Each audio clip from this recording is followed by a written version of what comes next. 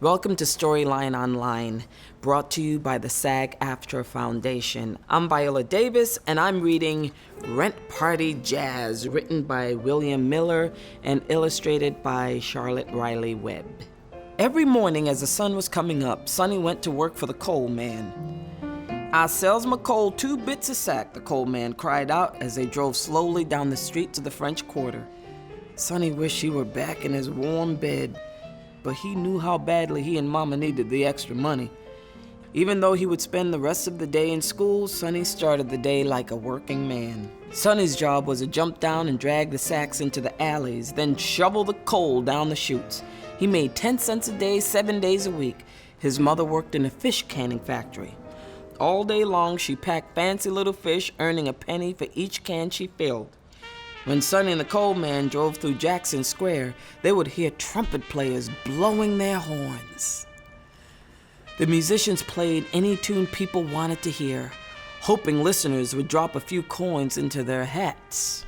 One morning, Sonny came home to find Mama sitting at the kitchen table. She looked like she had been crying.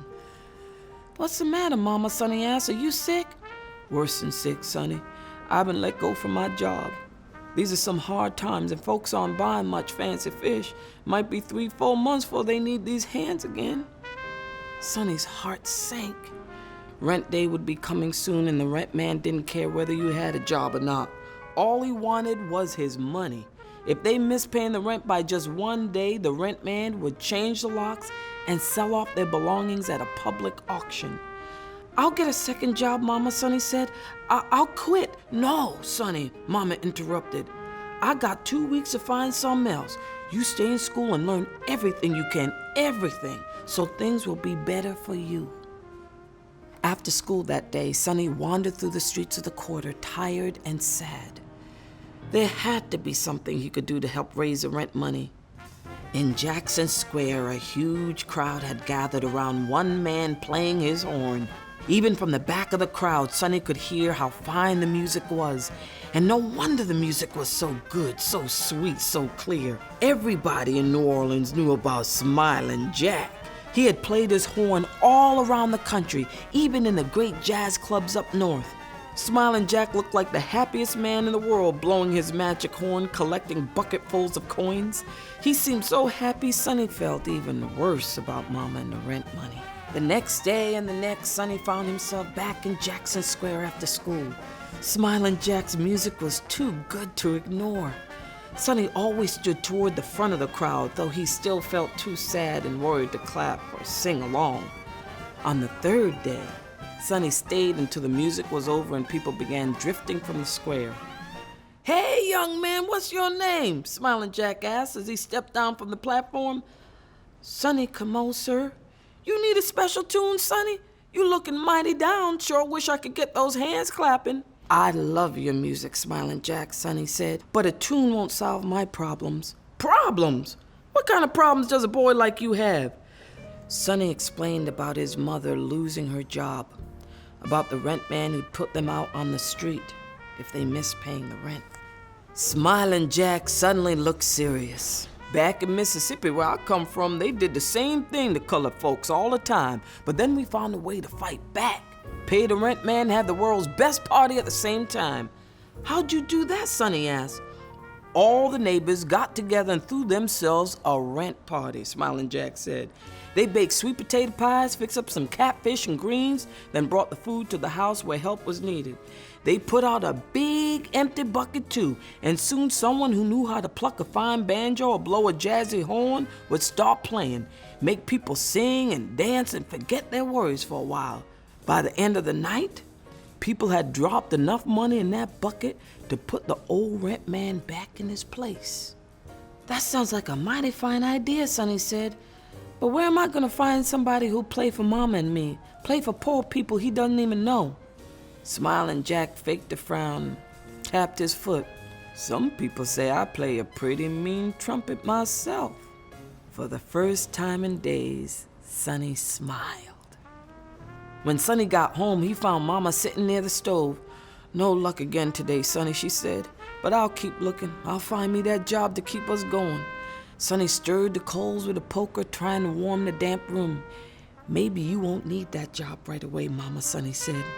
"We're gonna have a party tonight and raise all the money we need for the rent. Every last nickel and dime.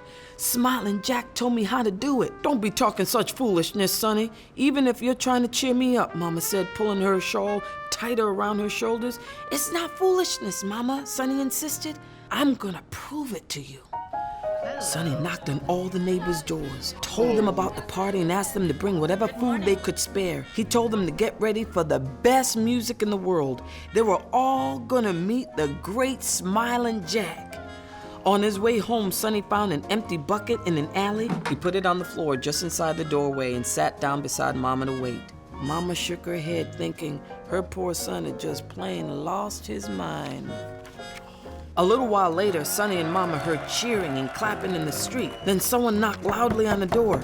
"Mrs. Comeau, I sure am pleased to meet you," Smilin Jack, trumpet in hand, bowed to Mama. "Well, I thought my boy had gone full moon crazy," Mama said, hardly believing her eyes. "I sure love your music, Smilin Jack, I surely do."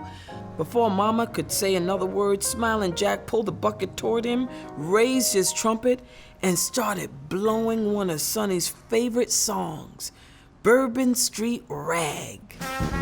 The house and the street were soon filled with people. There was more food than Sonny had ever seen at one time, enough for everyone who was busy clapping and singing and dancing. All the neighbors had come to the party. Sonny saw the LeBlanc twins running through the crowd, and he saw the oldest woman in the neighborhood, Mrs. Clairvaux, sitting in a chair, tapping along to the music with her cane. Just one thing bothered Sonny at first. He heard only a few coins drop into the bucket. But as the night went on and the party started heating up, he heard more and more and more. At last, Smilin Jack stopped playing. Then without any music, he started singing, "When the saints go marching in, when the saints go marching in. Oh, I love to be in that number. Oh, when the saints go marching in." Boom, boom, boom, boom. The whole crowd joined in, singing the verses, then the beautiful chorus. Sonny felt like he was in another world, a place where the music and the singing he loved would never stop. When everyone had left, the bucket was brimming with coins. Mama counted all the money they needed for the rent and handed the rest to Smilin Jack. "I thank you much, Smilin Jack," she said. "I took what I need to see us through. This belongs to you." Smilin Jack shook his head. "No, ma'am. That money belongs to anybody who needs it for rent or food. I've already been paid. This was the most fun I've had in a long time. Wherever I go from now on, I'm gonna play at least one rent party like this. We'll show those rent men how good folks help each other." Sonny walked Smilin Jack back to Jackson Square.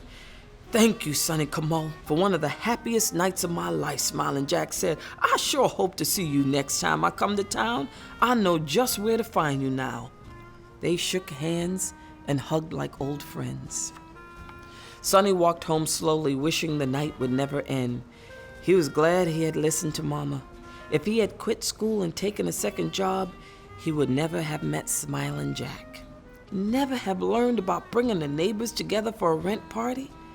It made him think about how much people could do for one another if they put their minds and hearts to it. Sonny figured he would stay in school and learn everything in his books and lessons, and maybe, just maybe, he'd learn to play the trumpet too. Beneath the bright glow of the street lamps, Sonny swayed back and forth, pretending he could blow a mean horn.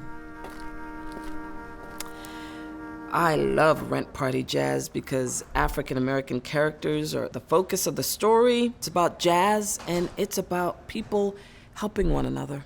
Great message. I grew up in Rhode Island, and I could have used a rent party with some jazz music and cornbread. Thank you for watching Storyline Online. Make sure to check out all of our stories. Keep watching and keep reading.